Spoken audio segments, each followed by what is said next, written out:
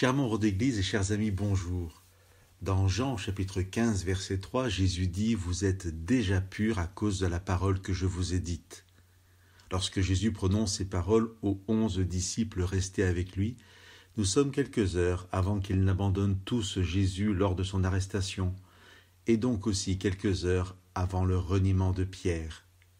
Jésus le sait très bien. Alors comment peut-il dire à ceux qui vont l'abandonner et le renier « Vous êtes déjà purs » ? Il est difficile de répondre à cette question si l'on comprend la pureté biblique comme l'absence de péché, l'absence de défaut. Mais si l'on entend que la pureté dont parle Jésus est à comprendre dans son sens premier, est pur celui qui est sans mélange, celui qui est entier, alors on peut entendre Jésus qui, par ses paroles, accueille la fidélité de ses disciples, leur sincérité. Même si ses disciples auront encore besoin de nombreuses semaines et la venue de l'Esprit Saint pour être de véritables témoins fidèles. La pureté dont parle Jésus se situe avant tout sur le registre de la relation à Dieu, sur le fait d'être entièrement avec Dieu, sans mélange dans son adoration. Déjà, vous êtes purs à cause de la parole que je vous ai dite.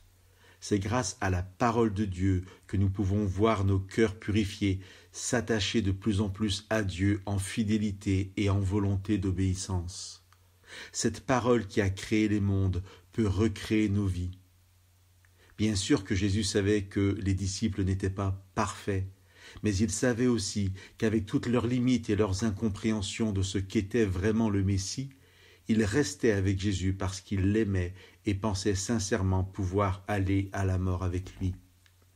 Pour nous, aujourd'hui encore, la question qui se pose n'est pas de savoir si nous sommes sans péché, mais si nous vivons honnêtement en cohérence avec ce que nous avons compris de la parole de Dieu, et si nous laissons, par l'Esprit Saint, cette parole travailler nos consciences, édifier nos vies et transformer de nos cœurs ce qui doit l'être.